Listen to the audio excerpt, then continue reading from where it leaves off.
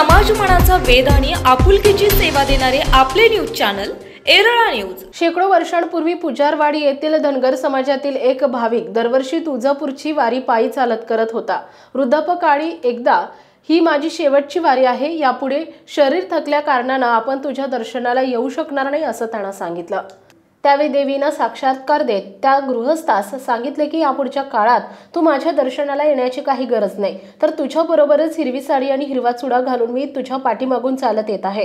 तसेच झाल्यानंतर तो शेतकरी आनंदित होऊन परतीच्या प्रवासास चालत राहिला। गावाच्या दिशेने जवळ येताच खरेच देवी माता आपल्या पाठीमागे आली आहे का हे पाहण्याचा त्याला मोह झाला आणि त्याने किंचितच तिरकं पाहिलं। त्या क्षणी देवीने पिंपळवाडी नजीक असणाऱ्या पाण्याच्या डोहात बुडी मारली। त्यानंतर त्या गृहस्थानं माझी देवी गेली गेली बुडाली असा आरडाओरड केला, परंतु कोणाच्या काहीच लक्षात आलं नाही। त्यानंतर देवीच्या साक्षात्काराने पुन्हा डोहामध्ये शोध सुरू झाला। त्यावेळी एक लहानसा मूर्ती सदृश्य खडा सापडला। तीच देवी आहे आणि तिची स्थापना बाहुलिंग बापशाच्या डोंगरावर नेऊन करावी असं सर्वानुमते ठरलं। परंतु तो खडा वाहून नेत असताना त्यावेळी उंबरड्याच्या माळापर्यंतचा प्रवास करेपर्यंत 8 ते 10 बैलगाड्यांचे कणे मोडल्याचं पूर्वाश्रमीचे लोक सांगत असत। असे का होत आहे याबाबत पुनश्च त्या भक्तास झोपेत साक्षात्कार झाला की आपण आणि औंची यमाई दोघी बहिणी असल्यानं तिच्या समोर माझी दृष्टी नको, म्हणून मी ह्या उघड्या माळावरच थांबण्यास तयार आहे। त्यावेळी भटांनी पाण्याचा प्रश्न उपस्थित केला होता। त्या प्रश्नाला देवीनंच छोटासा आडखांदा म्हणजेच माझ्यापुरतं पाणी मिळेल असं उत्तर सांगितलं होतं।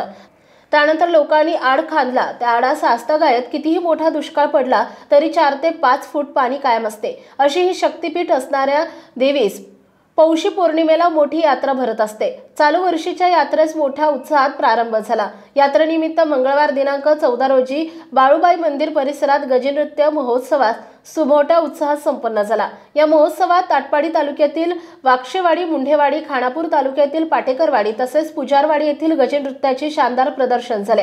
रात्री 9 वाजता कोल्हापूर येथील कशिश म्युझिकल नाईट कोल्हापूर यांचा करमणूक कार्यक्रम झाला। बुधवार दिनांक 15 रोजी सकाळी आणि रात्री सौ मास्टर तानाजीराव भोसले वाघेरीकर यांचा लोकनाट्य तमाशा झाला। याशिवाय गुरुवार दिनांक 16 रोजी बैलगाड्यांचा जंगी शर्यती होणार आहेत। शर्यतीच्या अंतिम फेरीतील विजेत्यांना 1,01,001, 71,001, 41,001, 31,001, 21,001, 15,001, 10,001 रुपयांची बक्षिसे देण्यात येणार आहे। रात्री कोल्हापूर येथील ऑर्केस्ट्रा धमाकाचा करमणूक कार्यक्रम होणार आहे। दरम्यान यात्रेनिमित्त साप्ताहिक केरळा दर्शनच्या वतीने प्रसिद्ध केलेल्या विशेषांकाचं प्रकाशन मान्यवरांच्या उपस्थितीमध्ये करण्यात आलंय। यावेळी ग्रामविकास मंत्री नामदार जयकुमार गोरे यांचे बंधू अंकुशभाऊ गोरे, मजूर फेडरेशनचे माजी संचालक जयसिंगराव जाधव, माजी सरपंच संजय पवार, सोमनाथ बुधे, सागर जगदाळे, धनाजी पवार, सूरज पवार, सतीश पवार, आनंदराव पवार, आप्पासाहेब गलंडे आदींसह मान्यवर कार्यकर्ते भाविक उपस्थित होते। मंदिर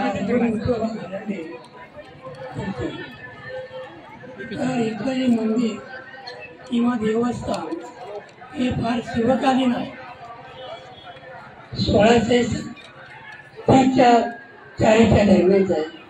आम्ही ऐकून आहे छत्रपती शिवाजी महाराज सुद्धा इथे येऊन बसून गेलेले आहेत आणि ज्याने ही देवस्थान इथं आणलं त्याची दंतकथा अशी आहे, तो बिचारा इथं राहायचा, हे जे गाव आहे इथे राहायचा, परंतु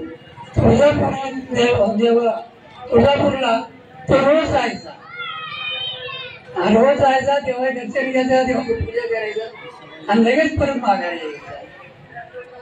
आणि ही येरळा नदी जी आहे ती त्या काळी दुथडी वाहत असते, तर ती नदी दुथडी वाहत असताना तर हा देवी शक्तीच्या जोरावर खांद्यावर जो घोंगडे घ्यायचा, त्या घोंगड्याची घडी करायचा आणि ते नदीच्या पात्रावर घडी ठेवायचा आणि त्या घडीवर जो बसायचा आणि ते पात्र ती घडी आपोआप तिच्या बाजूला जायची।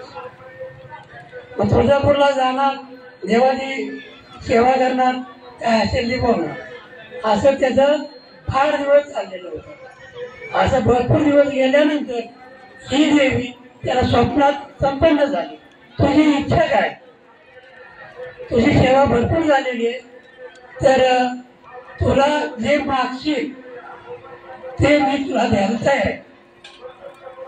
तर देवाने जो पुजारी होता, ती व्यक्ती होती, त्याचं म्हणणं असं होतं, तेव्हा मला संपदाचा पालखी घेऊन जातो तो ढो आहे त्या ढोपासून. तर तिथे तो आरडला वरडला की माझा देव पाण्यात बुडला, माझा देव पाण्यात बुडला, मला देव घ्यायचा. मग ती लोक जमा झाली. जमा झाल्यानंतर त्याने त्या ढोमध्ये उडी टाकली. उडी टाकली तर दिवसा उडी टाकले तर दुसऱ्या दिवशी 10 वाजेपर्यंत तो बाहेर आला. लोक म्हणजे वाट उडी पाहिजे वाहून गेला. परंतु दुसऱ्या दिवशी त्या ढोहातून तो बाहेर आला. ते बाहेर येताना ते नदीच्या वाळूतून अशी 1 फुटाच्या लांबीची किंवा 1 फूट एक गारबुडी घेऊन वरती आला. ते गारबुडी घेऊन आल्यानंतर हाच माझा देव. मग या येरा नदीचा जो ढोक आहे त्या ढोहाजवळ ती गारबुडी तिने पुजली आणि ती पुजल्यानंतर तिला हळदी कुंकू वाहिलं आणि पाया पडला. आणि पाया पडला पण तो म्हणला देव मला इथे नाही ठेवायचं, देव मला बापशा डोंगरावर न्यायचं. तर देवाला काय त्यानंतर यासाठी हालचाली काय करायच्या तर त्यानं आपला 4 बैलाचा बैलगाडावर झुकला. बैलगाडा आणला आणि काय आजूबाजूचं माणसं होतं त्यांना तो आली जमली आणि ती गारबुडी जी होती ती उचलायला लागली. गारबुडी उचला ना, ती गारबुडी उचला ना. मग त्या देवाला म्हणला देवा मला इथं नाही ठेवायचं, मला इथे ठेवायचं नाही, इथून मला माझी इच्छा आहे इथपर्यंत जायचं. मग म्हटलं जरा त्याला 4 वेळा गाडा आजूबाजू माणसं जाऊन काळकाम पुढे गेलं आणि खोदत गेलं तर पाणी आडायला पाणी आलं बघ लिमिट वगैरे देतील तर त्याचा विचार समजा तिकडे भागात ते देवाचं येणं त्या पाण्याचा वापर शेतीसाठी किंवा कशासाठी करायचं नाही. हे पाणी फक्त माझ्या आंघोळी करता किंवा माझे भक्त येतील सुद्धा त्यांना पिण्याकरता वापर केला जाईल. मग तो डोक्याचा विषय काढला त्याने आणि मग त्याने स्थानक बांधलं. तो पडला त्यानं पाणी आहे. आता जवळजवळ 7 वर्षाच्या आसपास तो पोलायला म्हणजे 7 पण म्हणणार 7 फुटाचा फरक असतो. साधारण 50 फूट घेतले. पण त्या आडाची परिस्थिती असे म्हणजे आम्ही पाहतो तरी असते आड आमच्या जगात तरी पाया पाडलाच नाही आणि पाणी कधी कमी आलेलं. ज्या वेळा आमच्या एक 72चा दुष्काळ गेलेला त्याच्यानंतर 2000चा दुष्काळ गेलेला. हे दोन्ही दुष्काळ आम्ही पाहिले.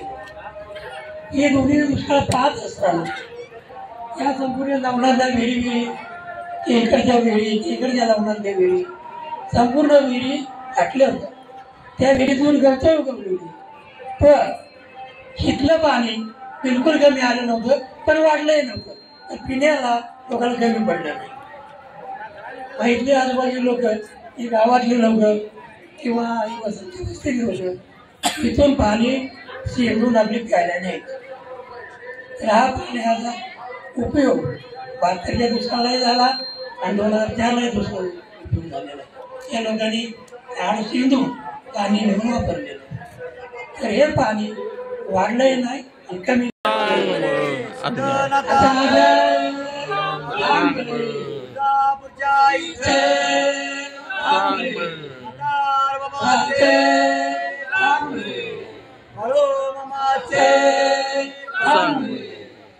एरळा न्यूजसाठी प्रतिनिधी शरद कदम आणि सूरज भांडवलकर, उंबरडे.